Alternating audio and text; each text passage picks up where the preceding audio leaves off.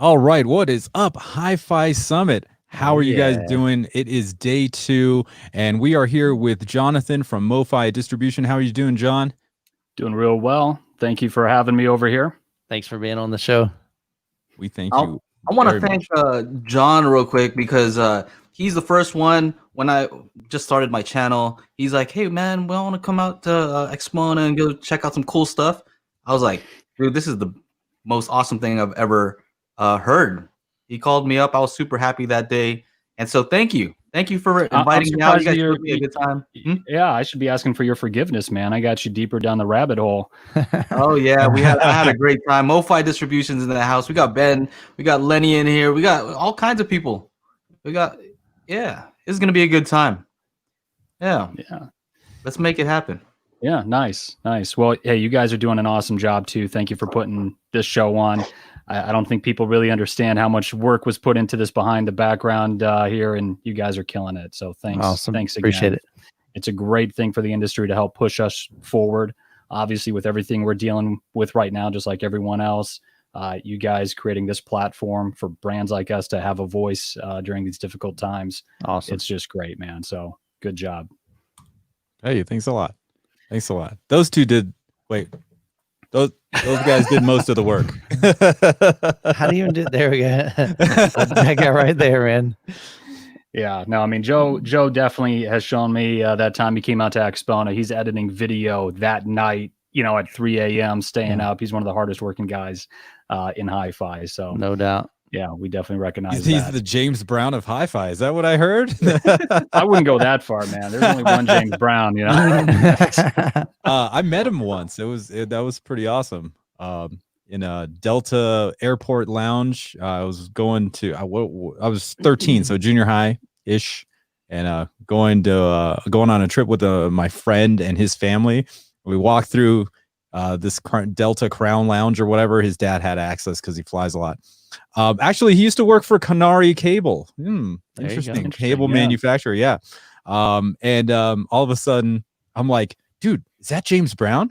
And my buddy's like, no, that's not James Brown. I'm like, no, dude, it's James Brown. I'm telling you. And he had a big old entourage, right? Yeah. And then so we go over and we sit down, and I'm like, I'm gonna ask your mom. I'm like, hey, Abby, is that James Brown? And she's like, Barry, James Brown is over there. And he's like, boom, he pulls out a CD, James Brown CD, and she's like, you guys go get his autograph.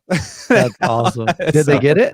Yeah. Nice. He was funny. He's like, this is one of my old ones. You got to get one of those new ones. It's awesome.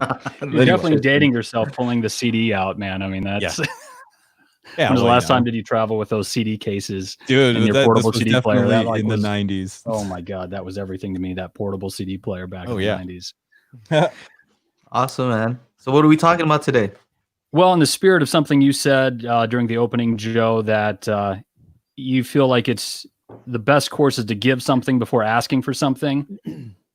That really resonated with me. And so we decided to do, instead of kind of pitching some of the wares of MoFi distribution, I want to just give 10 tips, things I've learned over my years in the industry of how to get the best sound out of your system without spending much, if any, money by doing this. So these are just 10 things centered around 2-channel audio that anybody can do to make sure they're getting the best sound. And most of these things you can do quickly. They're not going to take you hours. It's not going to take special equipment to do this. It's just really simple. And I think, for me, one of the fun aspects of this hobby is experimenting with the gear. Certainly it's all about the music, for most of us at least. But playing with the gear and finding out how to extract the maximum performance of the things you already own, that is one thing I get really excited about. So in the spirit of that, these are the 10 tips I put together just this morning, actually, for you guys. Hey, they're asking for 11 and 12 and 30.2. So 10's going to be great. Well, we'll have to do this again, and we'll just keep stacking on top of it. So. Just add them to your list. Yeah, it's like that scene in Something About Mary, like 6-minute abs. Like, well, what about 3-minute abs? Step into my office. Why? You're fired. So, tip 1, and I kind of thought about this as more audiophile therapy, 10 tips to help cure audiophile nervosa. So listen to yourself is tip one. And I don't mean that in a way to think about, oh, don't read reviews or don't listen to YouTubers or anything like that.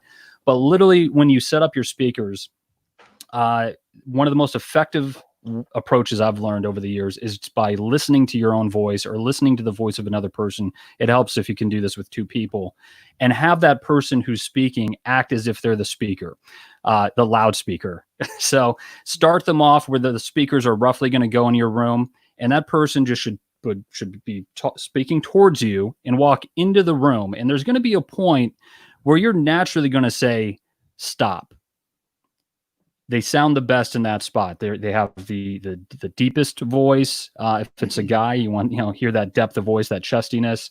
You're going to hear the least amount of reflections in the voice. It's just going to sound more natural. You know it intuitively. There's no golden ear training involved in this technique. You just know what the voice should sound like.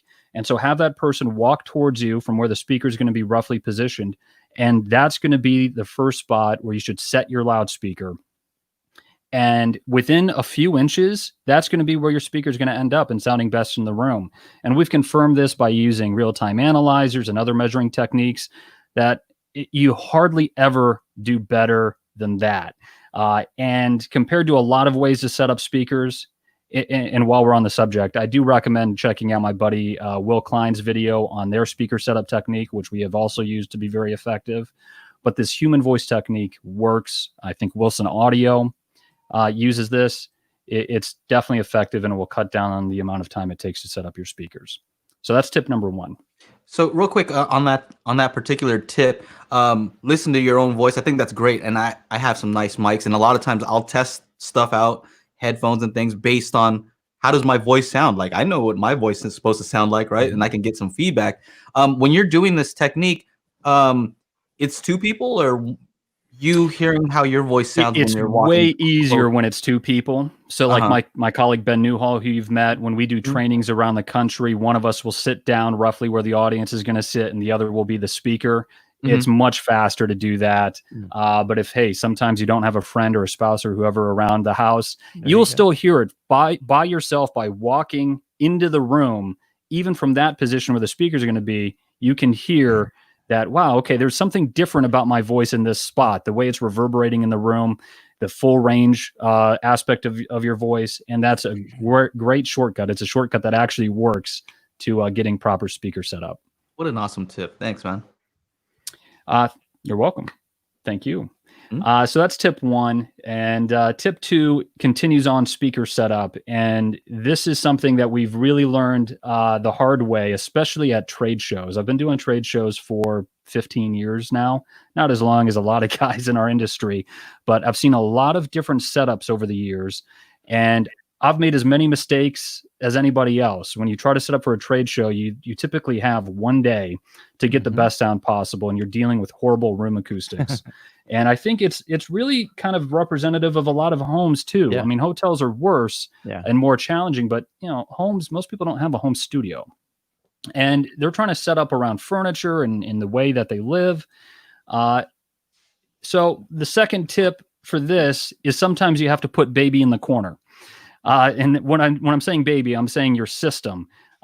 Asymmetrical setup can help really compensate for some room nodes, some dips in the bass response, and some valleys, peaks and valleys in the bass response. If you just go into a hotel room or into your audio room and set everything up visually and do it symmetrically, 9 times out of 10, you're not going to get the best sound. It might look the best when you do it that way, but you'll find that there's a thinness to the sound, or maybe you don't have enough depth of field to the sound. Sometimes just putting your system in the corner of a room, you're going to get the best sound. Now, this can't be done in every single room because obviously you have focal points, fireplaces, televisions, things like that. But if you have the chance to just kind of like turn your system a few degrees even, or just shift it from left to right in the room, instead of having it just yourself dead center in the room and then the speakers on either side, try shifting your listening position and your speakers to one side of the room, and you'll find that asymmetry might give you an even better sound than what you have right now. Cool.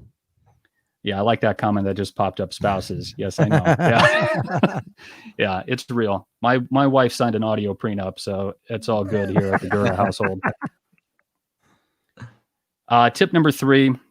This one is probably something more people are familiar with, but it's reflection. So really reflecting on the reflections of your room. There's some easy things to avoid and easy things to fix.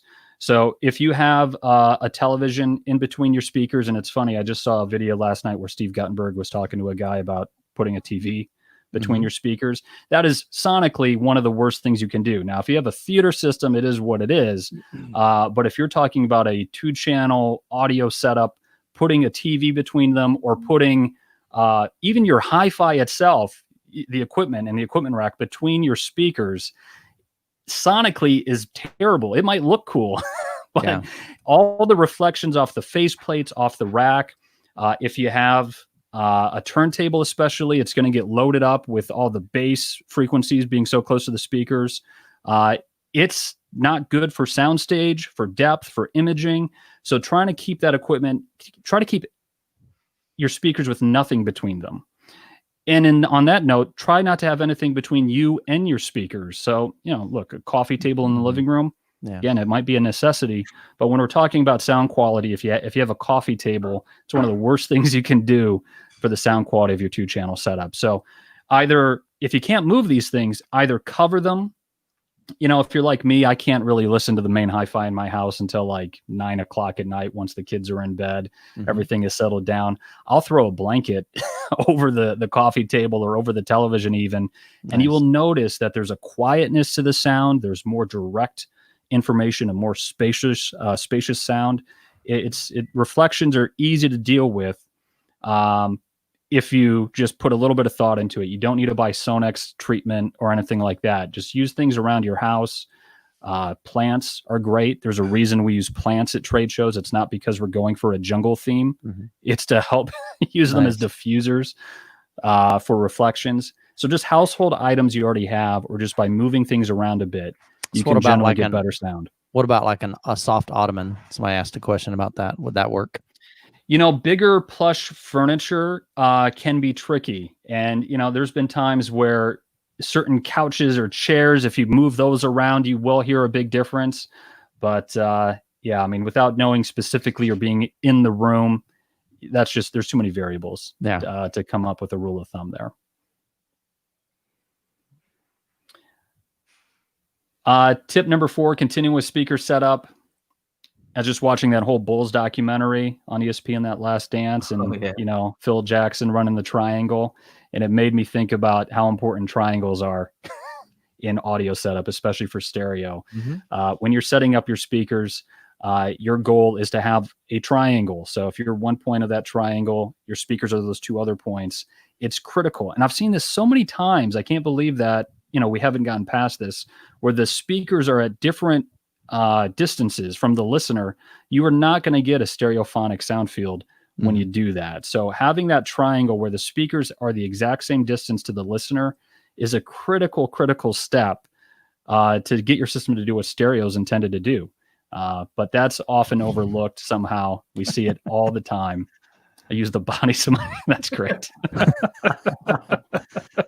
Oh, man. That's awesome. Triangles, and you're not necessarily going for an equilateral triangle, but if you're setting up your speakers for the first time, that's a great place to start. So a 1-to-1 ratio of the distance between the speakers and the distance of the speakers to the listener, keeping that equilateral, exactly. That's a great place to start. Sometimes you'll find that the speakers should be set further apart from each other or closer together. But that's going to be the fine tuning that you can only do by listening, based on the speaker design, based on your room, and obviously based on your taste. Good little question, kind of back to one of your points. Is there a way to lessen the bad effects of having a TV between your speakers? And I think you mentioned that you actually put like a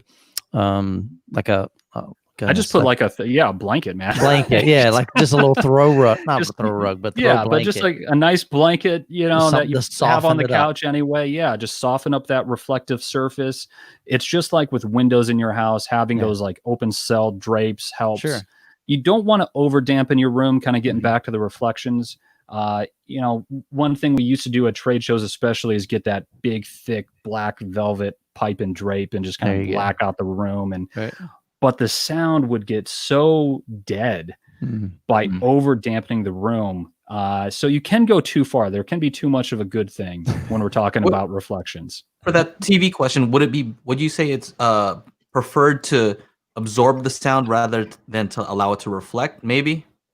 Yeah, I think in the case of that, especially when you have the plane behind the speakers, in my experience, an absorber works best there.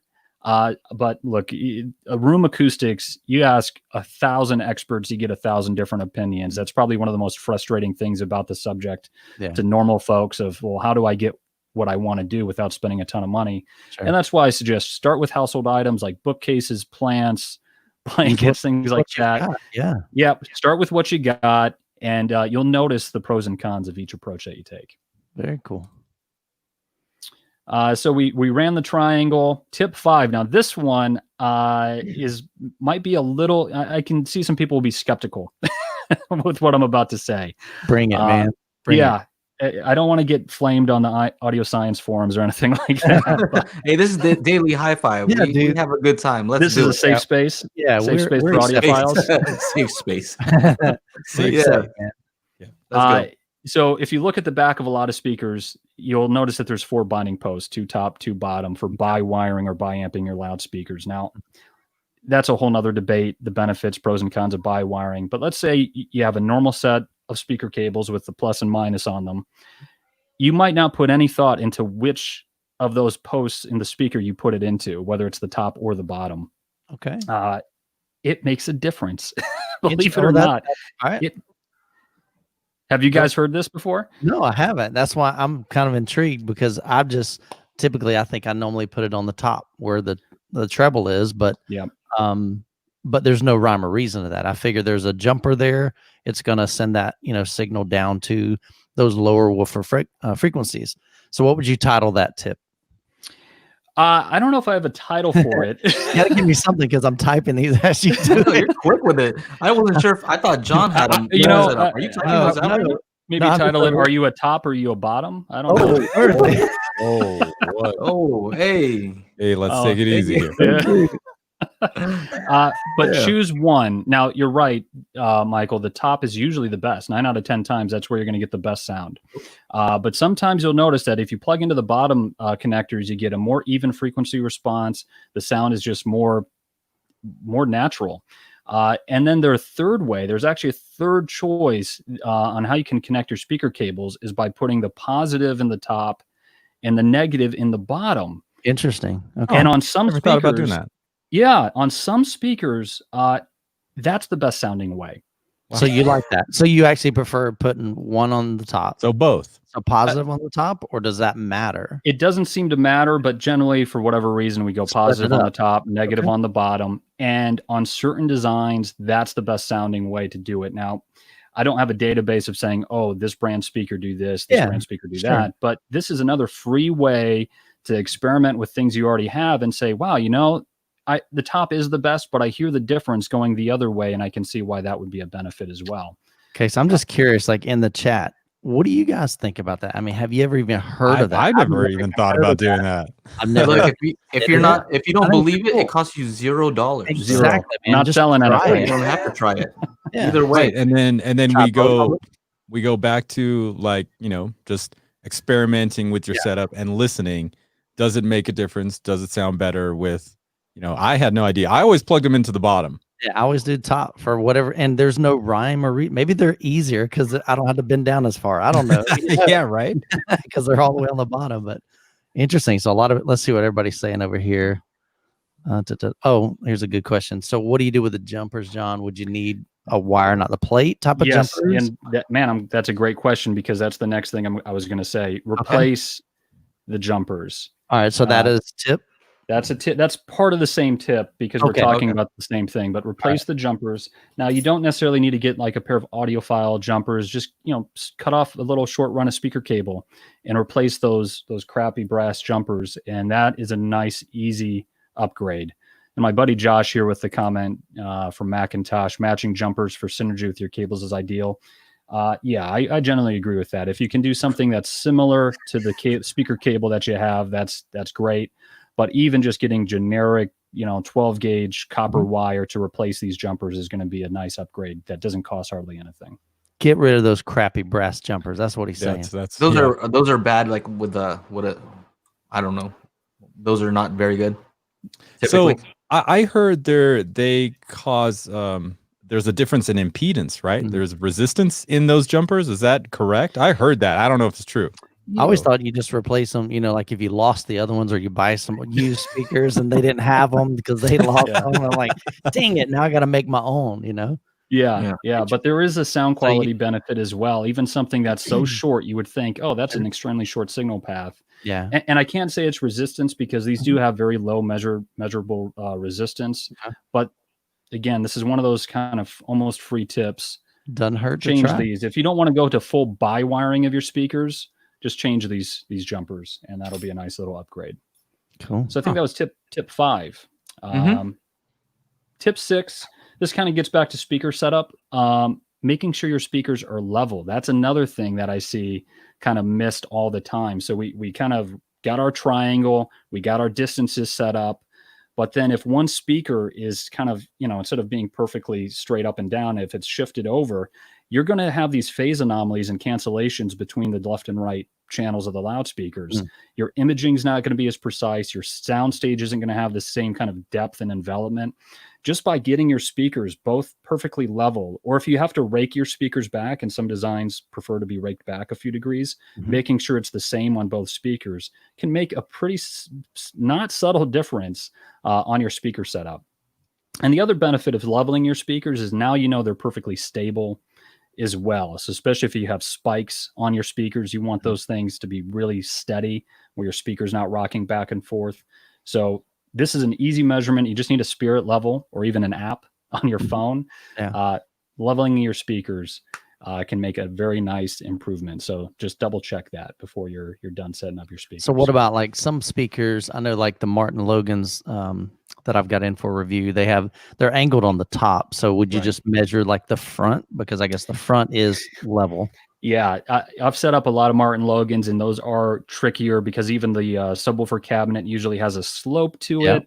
And so generally I have to put a level like on the bottom of the speaker or on one of the outrigger feet, that has a flat surface on it to check that it's perfectly level. Okay. So you can work your way around it if you have a cabinet that doesn't have any kind of parallel, top walls or anything like that. But it is a little trickier on some speakers to get them perfectly level. And as part of that tip, I've got this little tool here, this little Bosch. You guys have probably seen stuff like this at a hardware store. Right. So this is a little laser pointer, but it also has these 2 spirit levels on here. This is another kind of shortcut that I use to set up speakers, not only to get them level, but then to make sure the toe in, the amount that the speakers are aimed towards the listener is exactly the same on both loudspeakers. So this is kind of a cool multi-purpose tool to have in your toolkit for setting up speakers. I think Squeege just mentioned something about toe in. He says, how about, where'd it go? Here it is. How about extreme toe in for horn speakers, waveguide speakers? Seems to work for the clips. Would you recommend that? Yeah, no, I haven't played with every pair of clips out there. I do have a pair of Heresy 3s here at the house, and on those, I typically prefer no toe in or maybe just a few degrees. On the clips horns, those are meant to go in the corner. So, I mean, that's kind of, it's designed to fire in and kind of cross at an axis in front of the listener. Toe in is very subjective. Yeah, Josh, pro tip, tripods are your friend too. There you go. Toe in is very subjective. And I find that that's a kind of a personal voicing of a sound. It also depends on your hearing, right? Like if you've lost a bunch of high frequencies, you might prefer more toe in because that more direct path of the tweeter to your ear is going to give you more high frequency information than having them kind of firing straight into the room. But it depends on every speaker design. They're all a little different. Like Dolly, for example, they design their speakers specifically to fire straight into a room as opposed to be towed in. So you have to read the manual or email the manufacturer to kind of get what they recommend there. Gotcha. Yeah, and I think with the Polk L800s, they're also designed to be Yeah, they're shot straight. into the Okay. room. I use a for the laser. You guys use SDA. lasers? I use it. So I don't know about lasers, but Yeah, dude. I have the same thing that John's got in the Oh, background you got there. something a little what's different. up? Yeah, see, it wouldn't be a MoFi distribution show Of without course. Without some Japanese whiskey. Ibiki. Yeah, right. There I it saw is. that in the background. I'm like, I know that bottle. got my little small pen one. Nothing fancy. There you All right, go. now I know what we're drinking at the after party. There it is. After party. So that was tip 6. Level and aim. I'm going to put that on the same tip there. Aim your Okay. speakers in the same direction. Tip 7, and again, this is going to be another one of those contentious subjects, but this is a proven science. A lot of AES white papers have been written. This is all measurable, talking about unwanted vibrations in your hi-fi system. So one of my favorite things, and Joe, I think you may have seen this on our Instagram, is Blue Tack, the original reusable adhesive. I got blue tack everywhere. Yeah. I got this stuff is now. This isn't just for hanging posters up in your dorm room. I mean, this stuff. If you put this between your loudspeakers and your stands, and this is where it's most applicable, you will get a substantial improvement in the vibrational behavior of the cabinet. And I first heard about this in an article by John Atkinson in Stereophile magazine, where they were comparing spikes to these things called tiptoes towards all these other expensive devices to kind of isolate your speakers. And the thing that measured and sounded the best was like a $4 pack of Blue Tack. So you just laser shark, dude. I was just thinking laser sharks. One shark's freaking laser beams. That's awesome. Like these tips are awesome. You know the other cool thing about the Blue Tack though, when you put them on stands and if you put some bookshelf speakers, they don't get knocked over because it's like solid. You know what I mean? It's there. Yep, it holds it down to the speaker stand, but it's also decoupling. So it's kind of hard for your brain to figure that out. Wait, it's holding it, but it's decoupling it at the same time. Yeah, and it is measurable and audible. You just do 3 like dime-sized balls of Blue Tack between the top of your speaker stand and the bottom of your speakers, and it's the best interface between stands and your loudspeakers. And it doesn't cost anything. And 1 pack of this stuff will last you a lifetime. All right, Jonathan. So here's that is not debatable. Here's the pro tip that we need from you though. How do you get them level when you're using Blue Tack? Oh man, you just press that stuff down. You just squish it down. Yeah, no, you just squish it down. Makes it easier. Yeah, and it's there. Awesome. Oh yes, Angela, you are right. Hi-Fi Summit needs a Blue Tack sponsorship. There you go. Let's do it. Yeah, this is not a sponsored video by Blue Tack. That's hilarious, man. No, that's the don't do thing that kind of got me going along the whole exploring vibrational behaviors of components and all these different tweaks. Now, this is going to be something that costs a little bit of money that we don't sell at MoFi, but you can find at online retailers. The VibraPods. I don't know if you guys have ever seen these things. So it's a little steel ball bearing inside of this polymer kind of cone here. You can put this. The first time I used this was back. We're talking about CDs again. Back in the mid 90s, I put it under my Marantz CD63 SE Mark II CD player, which was like, it cost me like 3 months of working at my dad's shop to get that CD player. Putting these under that CD player made a huge difference in the sound quality. Now, back in the day, these were like $5 each. These still only cost like $7.99 each. You just need like 3 of them. Yeah. So this is a cheap, almost free tweak. If you want to explore kind of that vibrational control aspect of the hobby, this is a great gateway to that. VibraPods for $8 a pop. Easy way to do it. Prices just went up on Blue Tack. Yeah. I had to short my stocks this morning in Blue Tack. Where can you get those, Jonathan? So I know Music Direct sells VibraPods, $8 a pop. Yeah, Amazon, I think you can find them. I think they sell them direct as well. So real easy to find. Just VibraPod. Google that and you'll be able to find them. Here's a question. Can Blue Tack work on 118 pounds? Sure. Should. Yep. Just going to be flatter. Yep. Yeah. They had no to put a problem. little bit more. Yep. Not a problem. And kind of thinking more about if you decide to go further along about vibration control. This is another product. Again, we don't sell these, but Isoacoustics. These are called the Aureas. These are pretty legit as well for putting under speakers and components. Don't cost a ton of money. Now I got some Gaia 3s. Yeah, Gaias are awesome too. This little guy right here is from a German company that we do represent called Finite Elemente, which is a stainless steel product with a ceramic ball bearing in there. A lot of science has gone into this. These are not cheap, but $199 for a 3-pack. So let me show this real quick. Boom. Is that it? VibraPod. Yeah, that's VibraPods, and they also have the cones. So that's the cones. Yeah, I see the cones down here. All right. Very cool. Yeah, So vibration control. great options.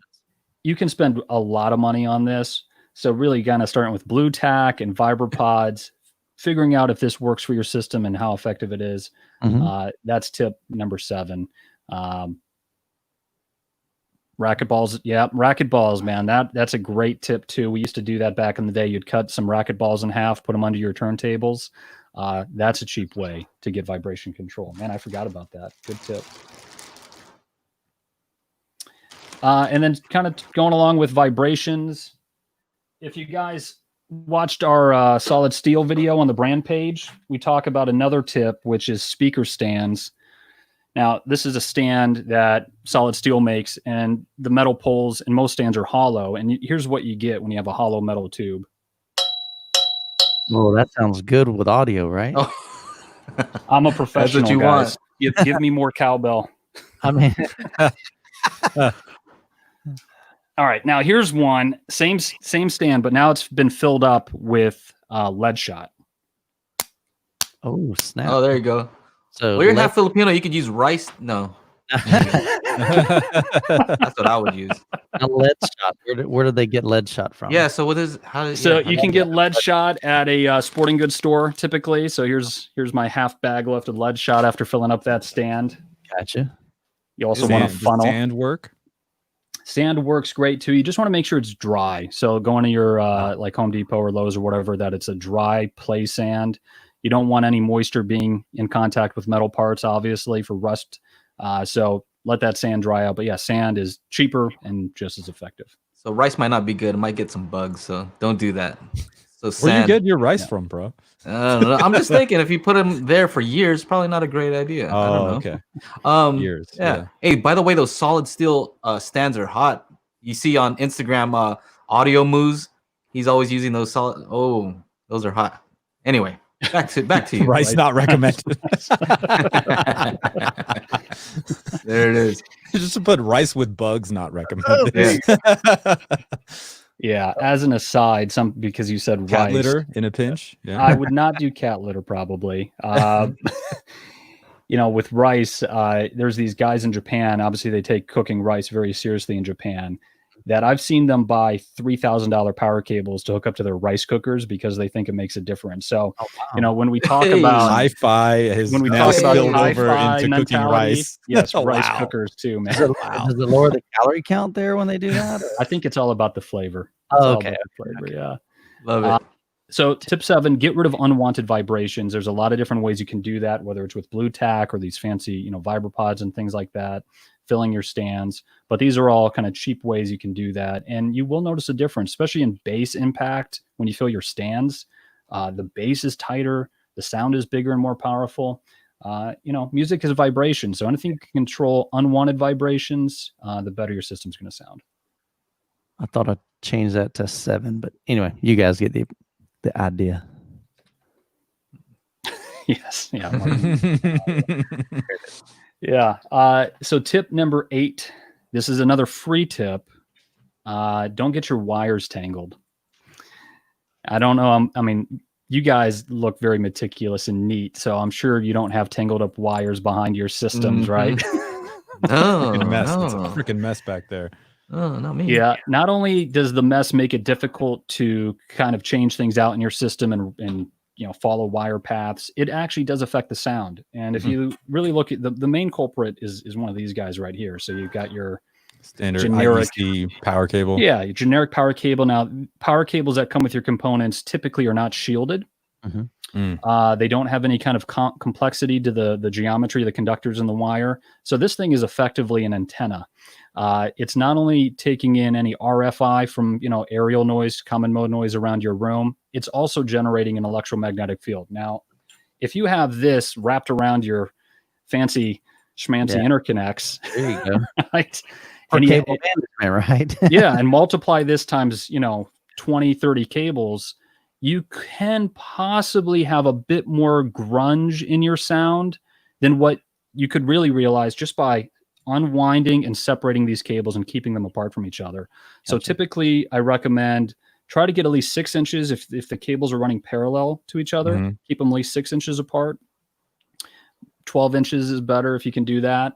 And if you have to cross the cables, do that at a 90-degree angle, which will help prevent any noise from this physical interaction. Never cross streams. Don't cross the streams.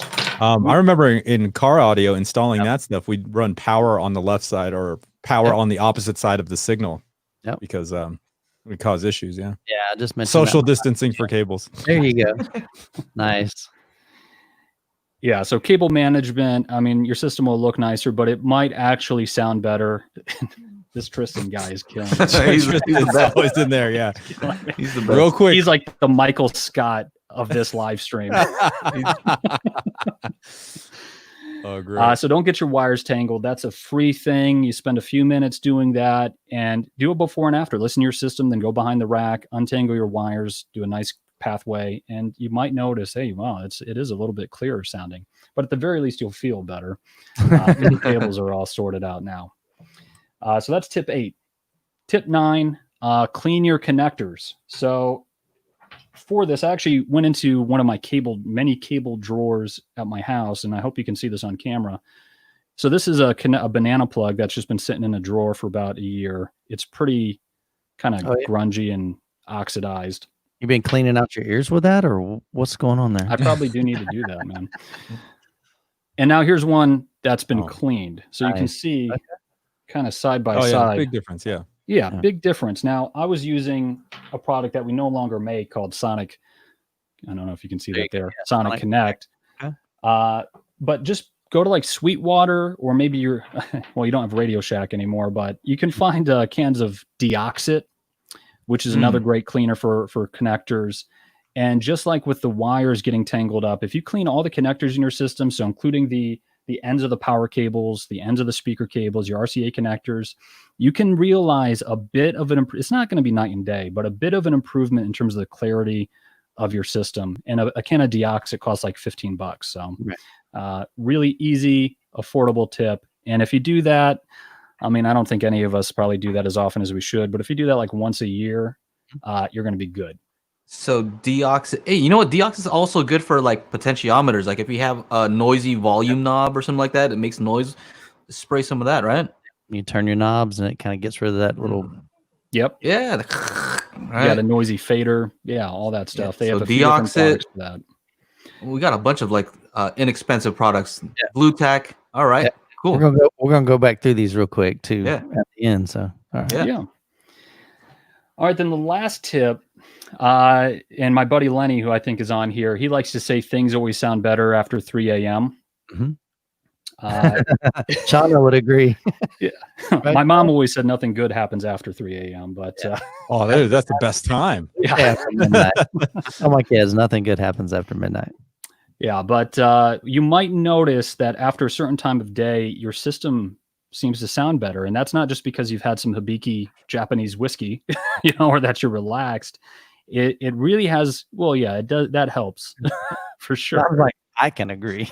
Yeah, but it's because of all the electrical interference happening on the grid nearby, and I actually am going to demonstrate that for you guys here. So, on my desk, I've got a brand name power strip. I'm not going to name the brand, but Brand X. Brand name, nice power strip, 8 outlets, and the only thing plugged into it right now is my MacBook Pro's power supply. And what we're going to do is take this, it's called a mains noise analyzer. This will listen to the noise that's coming out of your AC outlets, whether it's on a power strip or straight out of the wall. So this is things like common mode noise, which is that RF noise, electromagnetic interference, things like that. The only frequency that should be coming out of our wall in America is 60 hertz. That's the frequency of AC power.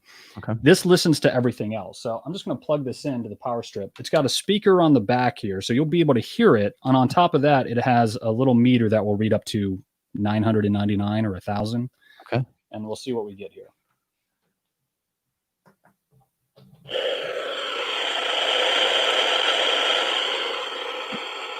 Wow. So what? Okay. So 551. So the only thing I'm going to do now is unplug my MacBook. Oh, Wow. wow. Look at that. All right, now I'm going to plug the Mac back in. And it's not even consistent. Go back to All the right, same thing. and now I'm going to plug in a cell phone charger. Oh yeah, those are crazy. Interesting. So I know that's annoying for the people listening at home. No. This is pretty intriguing. That's pretty interesting. So this is how power conditioners start to make sense. But before you even have to worry about buying a power conditioner, what I would recommend doing is my free tip: just unplug all these little crappy cell phone chargers, and little, we call these switching power supplies. Unplug those in as many places, especially if they're on the same circuit right as your system is. Unplug all that stuff, your router, if you can, all that. And I'm telling you, you'll notice a difference. Your gear should be able to filter that out. But you don't, if you're willing to do that, you don't need to buy a power conditioner if you're willing to unplug all this stuff throughout your house. But this is the reason people do buy power conditioners, is because they're trying to isolate their system from all this crap that's in your home. So start there just by unplugging and see if you pick up the difference. And that's a great tip, man. Yeah. So that's tip 10. Yeah. Tip 10, things always sound better at 3 a.m. And this is how you get that 3 a.m. sound exactly all during the rest of the day, all day. Right. Yeah. That's pretty interesting. I know back, we would run like sound at church. And one day I was running sound for like youth ministry. And I heard this god awful noise coming out of our sound system. I'm like, what in the world? And I couldn't figure it out. Somebody they brought their cell phone up into the sound booth, plugged in their cell phone, was charging it, and it literally was feeding into the system. I'm like, dang. So I experienced that firsthand. So you're saying that the same result can actually happen in our home, in our own 2-channel or our home theater setup. Pretty cool. And what you're talking about, Michael, is common mode noise, and most phones do that. When we were developing a product at Peachtree Audio, that was like an Apple dock product, one of the first that had a digital output. Right. And at first we'd have to put phones in airplane mode. Otherwise you're picking up all that noise on these products. That's less of an issue as phones have gotten a little bit more sophisticated, and those, Samsung and Apple, those guys have learned from that. Yeah. But yeah, you're right. I mean, everything is generating noise of some kind. There's no free lunch. If you can kind of remove that variable from your system as much as possible, I think you're going to notice an improvement in your system. Wow, yeah. Well, I live in this place was built in the early 70s, and I'm downstairs, and my system is upstairs, and I found out it's on the same circuit because I was teaching music in here, and it was cold. It was like, 20 degrees outside in winter, snowing, all that kind of stuff. I turned on the heater, and then click, everything goes off, and my wife's like, what? Upstairs. I'm like, what's going on? I go, she's like, everything just turned off. So the upstairs and this room down here is connected. Why? I have no idea. But definitely something to check out. I think that's probably one of the best tips you've given us today, man. Well, I saved the best for last. I appreciate that. That's my 10 tips on free or very cheap ways to get the best out of your HiFi system. Awesome. You got any questions in here? I know people were commenting. There's a lot of fun going on in here for sure. For sure. Let's see. While you're looking at those, I'll just go back through them real quick. So we got listen to yourself, number 1. Tip number 2, sometimes you have to put the baby in the corner. So elaborate on that one again, just real quick. Remind me. So putting your system, not setting it up symmetrically in your room, putting it to the side, one side of the room, or even corner orienting the system. Gotcha. Sometimes that's a way to get the best, most even sound. Cool. Take care of your reflections, like your TV, your coffee table, anything between you and your setup and your speakers. Yep. Remember the triangles. Keep your speakers equal, like distance from you. Replace those crappy jumpers, man. Those brass jumpers. Get some speaker cable. Yep. And along that line, try the different binding posts on your speakers, top or bottom, or positive to one, negative to the other, and see. Let me know in the chat who's willing to try that. You're gonna check out, the top, the bottom, or the one of each. All right, cool. Make sure that your speakers are level. Unwanted vibrations. You can use that. Yeah, I don't know if you use it everywhere, but blue text. Blue text, good. Yeah. Make sure you fill those stands. Make them nice and tight and solid. Keep power cables away from the other speaker cables and interconnects. Clean your connectors, and then those crazy cell phone chargers. All right, Chana, what'd you? I found one from Tony's Vinyl Obsession. So on tip 10, would it be worth doing if possible to have a dedicated line for your system from the fuse box? Again, only if it's possible. Yeah, and I would put that in under like a more advanced tip segment. If we did another one, that a dedicated line is always going to be a better solution if you can run especially a 20 amp dedicated line from your circuit breaker up to where your system's going to be, and keeping it away. Now that doesn't solve everything. I mean, noise can still travel hot between circuits on your breaker system, but that's going to give you the best current delivery and more isolation away from all these kind of noisy power supplies in the rest of your house. So yeah, if possible, always recommend doing a dedicated line for your system. Definitely not as cheap as the tips you've offered to our audience, man. So yeah. I mean, that's going to cost you a few $100 normally, depending on the kind of building you're in. Maybe it's something you can do yourself, but I would certainly get a licensed electrician doing that job. Oh, for sure. Any kind of dedicated line. And that's actually how I cured that situation. I had a dedicated line running here literally just to plug in a heater. Like, so messed up, but that's what you got to do, right? Yeah, for sure, man. And along those lines, one mistake we find people making when they run dedicated lines is running one for their amplifiers and one for the rest of their components in their system. That can actually create a ground loop in your system fairly easily. So we recommend just one line, have all of your system plugged into that one circuit. That should be enough current for everything but like the most mega high current amplifiers out there. And that's going to be the best solution. So you don't necessarily need to run multiple dedicated lines. That's not always a good thing. Yeah, cool. So here's a question from the lobby discussion on the HiFi Summit website. Where is it? Do you recommend sleeve cables for a rack? I'm not sure what sleeve cables are. Yeah. Is that like something that goes around the cable itself just to kind of? I'm not sure exactly what that question means. Isolation between the two, because you were talking about how not all cables are grounded or not grounded but shielded. Right. So maybe that adds some shielding to that, possibly. Yeah, I'm not sure. I'm not familiar with them. I think it makes it like stronger so it doesn't get cut easily. That's what those are. So braided cables, Yeah. So putting like a sleeve or braided sleeve just around your cables doesn't necessarily shield it. It's got to be attached to something to really be shielded. So I wouldn't necessarily say that's going to be effective, but hey, if you want to build like a Faraday cage around your hi-fi room, like that might be a cool experiment for somebody to do. My hi-fi room in my house is a separate house. Right. That's where you get another place for you to listen to music at. I wonder if he means like sheet. I don't know. This is what is that? A sleeve that I use to make cables not look so silly. I don't know if it would do anything acoustically. I don't think that does anything. No, it keeps it from like if you roll over your wire, it's probably a little better for it. Makes it like with the vacuum. Yeah. It doesn't get picked up. Yeah. Dig a hole in the backyard.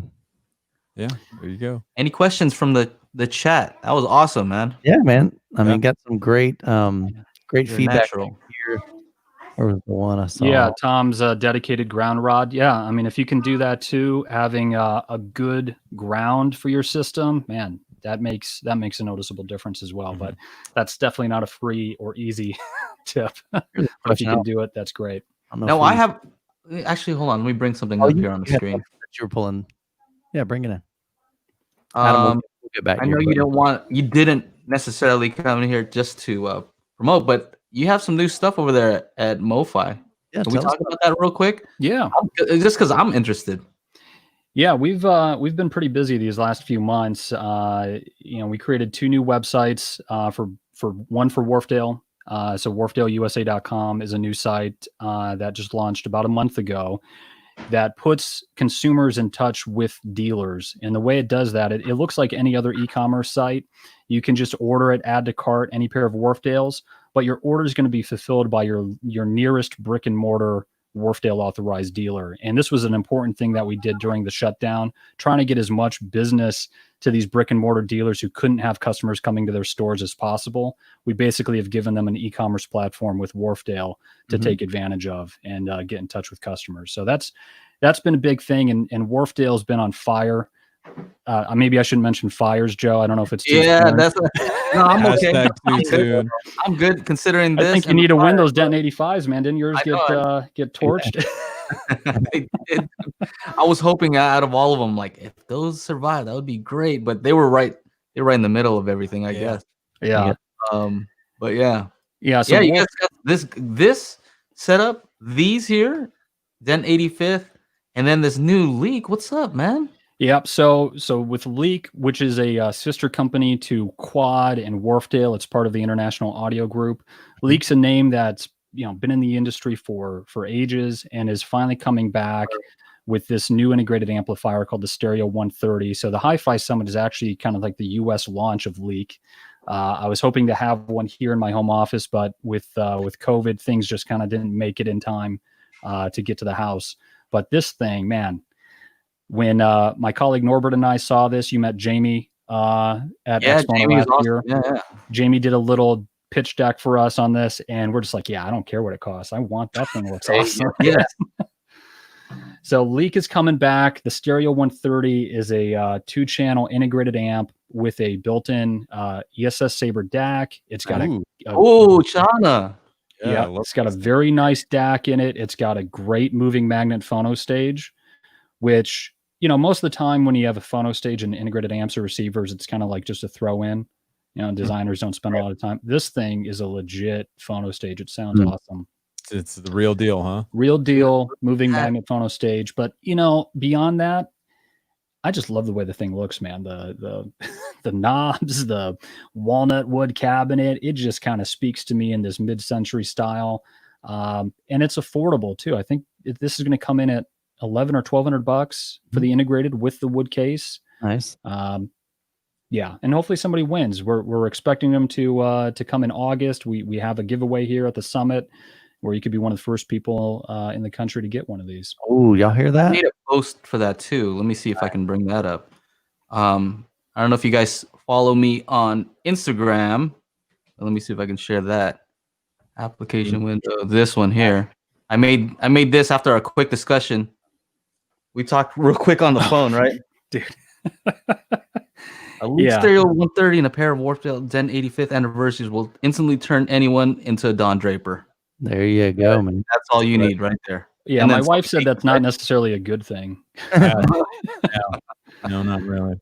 No, but it looks great. How would that be with some of those Lintons? Yeah, it'll drive Lintons really well. We're actually planning on putting them with some LS35As as an available package too on the leakaudio.com site. It's a very nice amp, 45 watts a channel into 8 ohms. It doesn't sound like a lot on paper, but man, the thing, it can drive your speakers, no problem. Do you have any pictures of the back? Yeah. Yep. If you go to leakaudio.com, you should have front, back, angled, lifestyle, all kinds of photos. You can see all that connectivity. Cool. Go check them out. Yeah. I think we've got a link. If you go to, even on the HiFi Summit, on the exhibitors page, we should have a link to their website. So check them out. Let's see what else. Any other questions from the chat? We got a few minutes, and we don't have to rush out so quickly because we have a gap from now to the next presenter. We have about an hour gap, so we're good. I'm just trying to see. Oh, you guys didn't. Okay, you guys don't have it on the product page, but yeah, for sure. Anything else you want to talk about from MoFi? You guys have a bunch of companies, some awesome stuff. Oh my God, we've got so many brands, Joe. You gave us so much. You gave us so much content right now. Now we got to give. Well, what I'd love for people to do is to go to MoFiDistribution.com where you can see all of our different brands, what we have available. Earlier this year, we also picked up another speaker brand called Piega, which is a Swiss speaker brand that I'm very excited about. I just put a pair of Piegas here in my living room. They are one of the few brands that makes their own ribbon drivers in-house in Switzerland. And personally, I've always been a huge fan of ribbon style loudspeakers. and these things just sound gorgeous. And they have this kind of Swiss quality and craftsmanship to them. They make aluminum cabinets. As opposed to your typical wood cabinet loudspeaker. They use all extruded aluminum that they literally order, cabinets by the mile. When you're buying aluminum, you got to order it by the mile or by the kilometer. It's a very cool brand that, with the normal trade show schedule, you would have seen it at Expona, you would have seen it at RMAF. Since all that's off the table this year, we have to figure out how we're going to kind of get the word out in the US about Piega. But we're having a lot of fun with that right now. And we haven't announced it yet, but I'll give you guys kind of like the little inside tip. We're picking up a great brand of phono stages from a company called West Audio out of England. A designer there just makes some really cool moving magnet, moving coil phono stages that start at $2,000. Not cheap, but these are made in England, very kind of studio grade performance. And that should be coming soon to MoFi distribution in the next month or so. Yeah, we Cool. got So this- here's a sorry. Yeah, I was just gonna bring up this Piega. yeah, definitely Um, kind of highlight. you can look man. at the exhibitors area on the HiFi Summit, and they have this some more info and a video that you guys should check out. Oh yeah. Awesome. Yeah. What were you showing, Michael? Oh, that was just where are we at? There we go. It was just their brands. So yep. So Piega is on there. Man, you guys got a lot of Look at stuff. those. Some Heck nice yeah. stuff. This is a I like how business you with have passion. Yeah. We keep adding to it. Yeah. I love that you have a wide range, right? So some pretty expensive stuff Mhm. and some more affordable stuff. So just something for everybody. We have tubes, we've got solid state, we've got beepers and DVD players. You got beepers. I had DVD a neon green beeper. That should be the tagline. MoFi distribution. We got beavers. and CD. Beepers. You gotta start stocking bead distribution for Blue Tack now. There you go. Be set. Yeah, I don't know. Yeah, I don't know what their distribution plan is like in America. Maybe we need to slap a new label on it, charge more money. I don't know. Yeah, Some- audiophile. Yeah. Audiophile Blue Tack. Mhm. Yeah, there you What's one of your favorite products? Audio tack. Boom. There's the name. Are you asking what's one of my favorite products, Yeah, Michael? What do you? Is there a particular product that you just really, really like? It's that you- my favorite product's always the next one. Yeah. I'm addicted to hi-fi for sure. I'm always checking new stuff out. One of the products that's probably most important to me on a personal level is MoFi Electronics, the turntables that we make. We Okay. actually opened our own factory in Ann Arbor, Michigan to start building turntables. This was just like 4 years ago. I mean, who's opening up turntable factories in America Yeah. now? But we brought a dedicated team just to build these tables from the ground up. And that was kind of the starting point for this whole company, was MoFi Electronics and this particular project.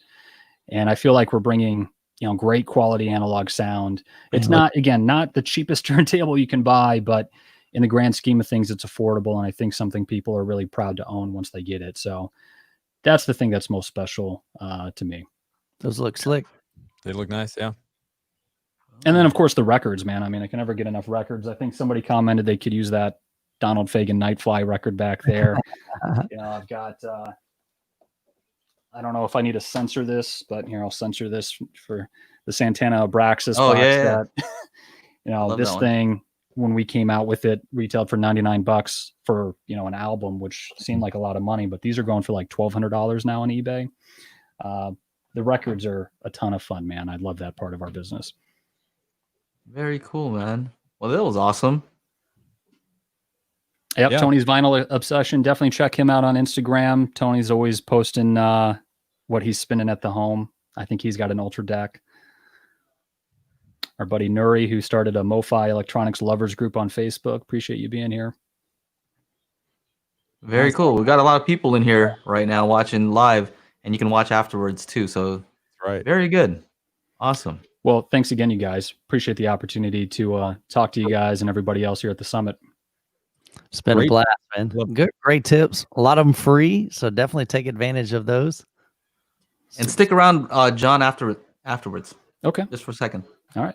Yeah, we- everybody, we ended. People all jump out, and we're like, "Oh, what? No." Oh, we forget to hang out. You for a know, minute. So here's what we should do, Chana. Because we have an hour break, I'm planning on going into the live group chat on the HiFi Summit. So what we're doing here, we can do with the rest of the people over there. So don't be shy. Just throw on your webcam. This is normal now. This is the new norm. It's gonna be easy. Right? Put on some shorts or whatever. Put on some pants. Put on some shorts. You don't even have to wear pants. You know what I mean?